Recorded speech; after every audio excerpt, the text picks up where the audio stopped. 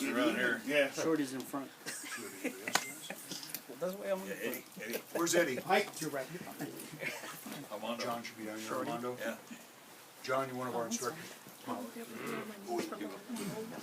Hugo? Howard. Where's Howard? We're gonna have more people here than we have there. But that's how it is. You know, that's just how it is. We didn't plan it that way. We just stuck around long enough to where it became that way. And you guys have stuck around long enough to make it that way. Because it didn't start this way. Stand over here. Closer. I gotta tell you, it started with one guy. That guy's name was Ed Parker. That's where it started. Ed Parker came over here from Hawaii before Hawaii was even a state. And at that time, he was the only person in karate, not karate. First time I heard somebody say that, I want to slap him. Karate, I said, he didn't study what I'm studying. But he was the only man that was in karate. And at that time, when I started with him in February '59, he was the only black belt, period. That's it. And I had no idea how you became a black belt. I never asked him, you know, what it took, how long it took, anything. I mean, it never occurred to me. Why would it? And it just, all of a sudden, people began making brown. In fact, there were brown belts when I got there. There were brown belts. Jimmy Brown was a brown belt. Eddie Tabai was a brown belt. There's a couple more. Rich Montgomery was still a white belt. And then Rich was the first guy to make black. And you could hear the door opening. And it was like, wow. There's another black belt. Somebody make, now I know how it's done. I thought maybe it was divine. You know? A bolt of lightning or something. A burning bush. Something like that, but that wasn't it. And then there was 2, and then there was 3. And then everybody took off. And then there was a period of time, and then finally he needed another black belt, so I was 4. And it was some wild times, some really, really wild times, some wild people. And then things kind of settled down for a while, and the real people came in. It wasn't just us nuts. It wasn't just the crazies. And the real people got there. And then there's a guy by the name of Steve Sanders that came along and showed us all how it should be done. And then he brought people like Robert in. And we were just talking about Robert's first experience was in the West LA school. That was before Steve Sanders even came over by us, because if he was working there first. And I remember going down there with some of my guys, and this skinny little black guy comes up to me. He says, "Sir," he said, "where do you work out?" And I said, "At Crenshaw Boulevard." He says, "Crenshaw Boulevard?" He said, "That's my backyard, man." Where? I told him, and he said, "Well, can I transfer over there?" And I said, "Steve," I said, "this isn't exactly the public school system." I said, "You're not going to transfer." I said, "But when you're finished here, don't pay for another month." I said, "Come on over. We'll do it over there." And we did. And God, we had some good times. Good fights. Oh boy, I mean, to tell you, I couldn't have held a candle to him if it hadn't been that I taught him. Because in a lot of cases, that's what happens. You know what's going to happen before it. I know what you're going to do before you know what you're going to do. It's reading. It's reading the person. It's reading their body, the body language. I look right in there. That's where I look. I don't care what you're doing up here. You can give me stink eye all day long. It means nothing to me. I want to see the legs. I want to see the arms. I want to see the shoulder. I want to see the hips. I want to see everything that happens. And I can see it all from right here. You can be, I don't care. Mock's next to me. And, you know, this is almost anticlimactic because it's 9th degree. Well, it's big as far as we're concerned. And there's only, as you see, there's only a few here that went all the way, and Robert Willis as well. But he's got to be certified in order to do that, and that can take any length of time. Normally, it's at least a minimum of 3 years in between tests for black belt. But with certification, that comes whenever you certify. So, whenever it is, it is. And if you do that as a first degree, that's fine. You get that extra degree, and then from then on, you're on your way to 10th. Because Robert's already a 10th in the BKF. He's already a grandmaster. But he said something I thought it really touched me when he took his test last week, and when he had passed it, he said, the one thing I really wanted to do in Kempo, he says, was to go back and study with my instructor's instructor. and thank you for that. And this is the last step. This is, the next step is up to you. And it's whatever you do it. Put your hands out, palms up, just touch it.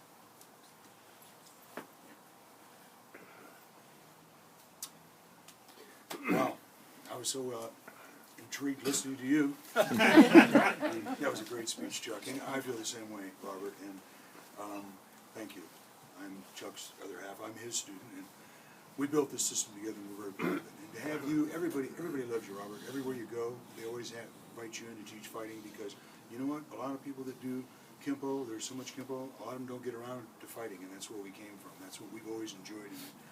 And all the beatings that I've got, I loved them, I always tell people I've sparred with Robert before, and I said he's one of the best fighters I've ever sparred with. If I turn up the volume, he turns up the volume, and then I have to slow down a little bit.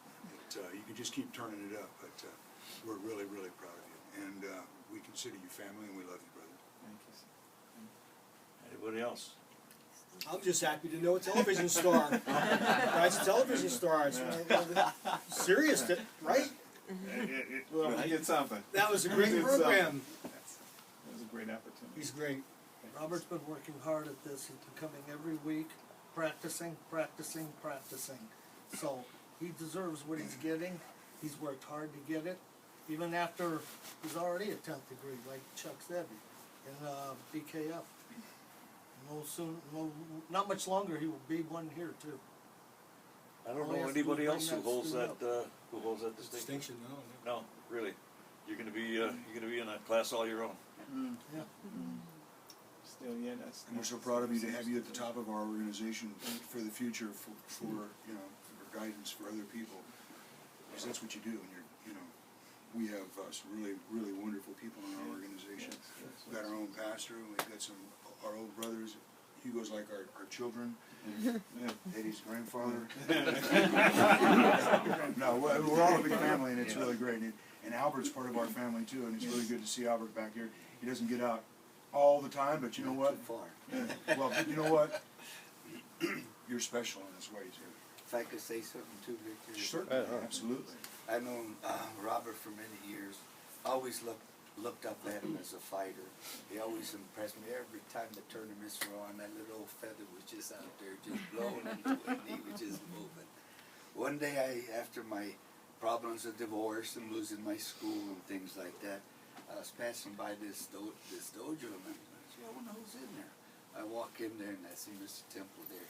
And I say, hey, Mr. Temple, what's going on? I says, hey, who's running? He says, well, I run it. I said, at that time, I didn't know Joey Escobar, owned it, but I know the whole Escobar family from years back. But I said, Mr. Temple, I says, I need a place. He goes in there, gives me a key, says, whatever you want, Mr. Cannell, whatever you want. I said, no, I just want a couple of days that it's your place, baby. He gave me the run of the whole place just because I asked him I needed some help, man. I mean, and Mr. Temple and I hate to say this, I think we lost that place because he's such a good guy. All these kids that were underprivileged kids, he was in charge of some of them. I was in charge of some of them. We were losing money in that place. I mean, all these kids, I'd have to ask the class, hey, Wayne, you got any money? Hey, who wants to pitch in for that little guy over there? He needs a gi. Everybody would just throw it in. And I mean, it was really great to know somebody that gave so much. Out of his, and you know something, the owner had to be good for not kicking us out. I mean, he didn't get paid a lot of times, I mean, that went on for years, And I just want to say, like you said, man, you can't, everybody loves him. I mean, that Mr. Temple's Mr. Temple, baby. One of the best fighters around, one of the most humblest persons I know, and the toughest guy I know. I got to say this to him, man. I seen him fight, get in there, get banged up and all that. One day I said, come on, work out my class, Mr. Temple. Sure, Mr. Idle and a whole bunch of guys were in there, and he's getting up there moving and really going to town. He says, excuse me, Miss Cornell, yeah? We're all amongst friends, huh? I go, yeah.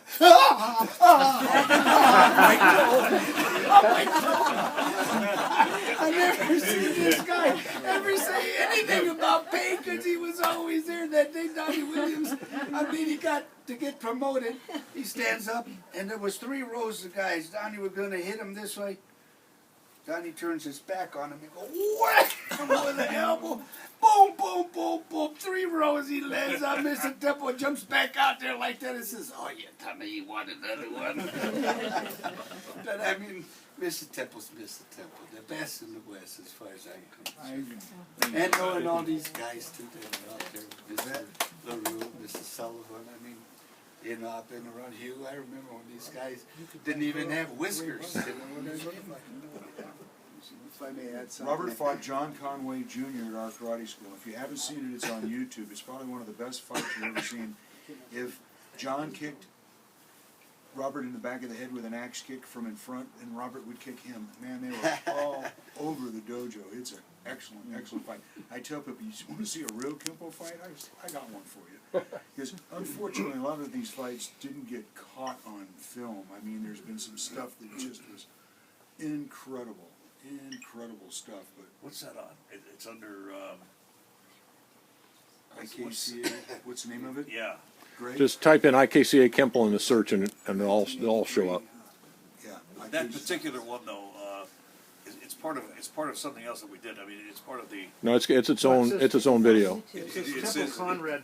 Oh, is it? Yeah, Okay, yeah. good. Because I saw it on one just recently, and it was part of the.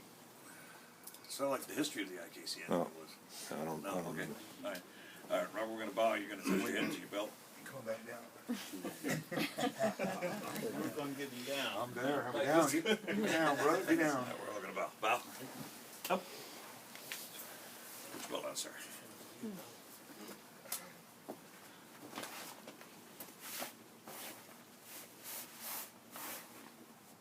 When I got my first degree black belt at the BKF, there was like 35 black belts in a row.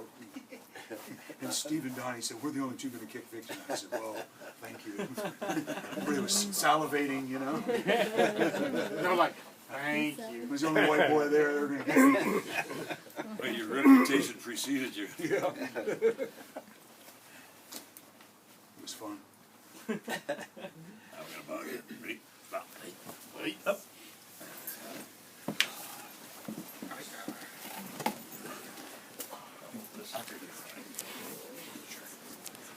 See if I can get over here a little more to. So I can get a little further back. Watch that heater, you don't wanna go. I know that heater is. Go. Or am I out of order? No, you go. Go, please. Go. Brother Temple, you've been a longtime friend, respected by many in the Kempo world and even outside the Kempo world, and I just want to pay tribute to you and honor you here today. Vic was talking about that video. I was just watching it the other day. I think it dates back in '83, and that's when some of us came on, and I came on when I was probably 8.5 or 9 years old, and Greg was there, and John Barnett, and a few others. But all we have is great memories of you throughout the many years and what you've contributed to other lives through your knowledge and your teachings. Recently, I went to Santa Monica Police Activities League. He was working with a group of 30 kids. And that's been you. You've been committed to the arts. You've been committed to helping people. You've been committed to doing just good things, man. Your character, your personality just is awesome. Thank you. Thank you. Sir, you have also given me spiritual guidance in many, many forms. Mr. Temple was going to Mr. Hawkins' tournament, and he was rushing. He saw me leaving, and he says, "What's wrong, brother?" And I says, "Oh, I'm just going through it." And he says, "Well, then let's pray." And I'll tell you, that was the best class I've ever had from him. And he gave me almost another stripe. You know, metaphorically speaking. So thank you, sir. Thank you. Thank you. Let's see. We got Howard and Alonda's first. Might go to the hospital before your operation next week. Yes, I got my wife to take me. This is a ceremonial kick. It's not supposed to break the spine. First of all, I'd like to say congratulations. And, when I met you, I could feel a good heart, a good man. And all the respect that you gave me, I think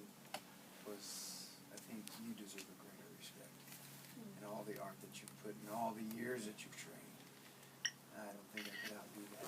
appreciate you as a person.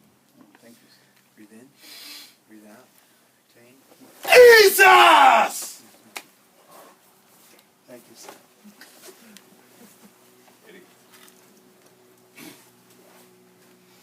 I gotta tell you, I'm really jazzed that I know a TV star. But seriously speaking, I've heard your name when I was first in this art. Along with men like this. You know, I could only aspire to be anything that you guys could ever accomplish. I'm a happy person just by knowing you, Robert. Thank you, sir. Thank you. Inhale. Exhale. Thank you, sir. Thank you. Thank you. Thank you. Eddie, you're one of the best martial artists I know, Eddie. You're great, man. You yourself. Not too many people have had the privilege, the opportunity to see Boo's move. He's quite something. One I've of the heard best about you fighters. for years. Oh, he can fight real good. Years. He's got a little sidekick he tucks up under his arm. And then tucks it up under Working your hard arm. for the last 3 months. Thank You really got it down pat.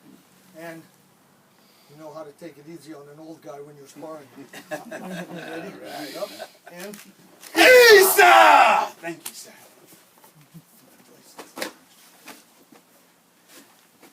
Well, I don't want to hurt you or me, so I'm going to hit you.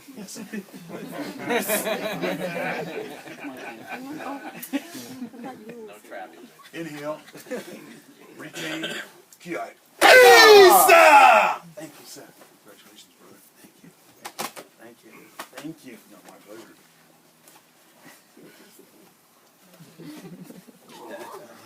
All right. Thank you. Give any warning. All right.